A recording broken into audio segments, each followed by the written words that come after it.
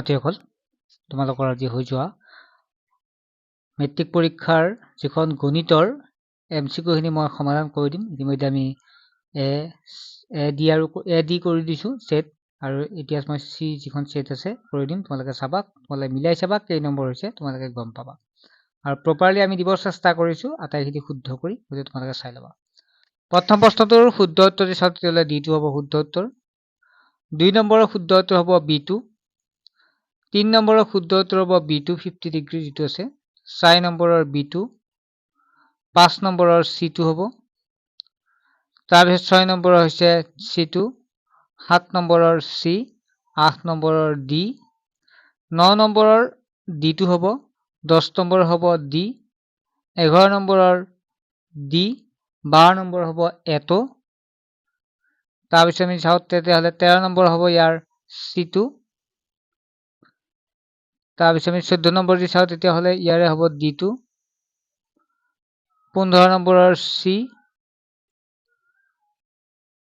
15 number C। তাৰপিছত 16 number যদি চাওঁ তেতিয়াহ'লে D2। 17 নম্বৰৰ C। 18 নম্বৰৰ B। 19 নম্বৰৰ A। 20 নম্বৰৰ C। 21 নম্বৰৰ A। 22 নম্বৰৰ C।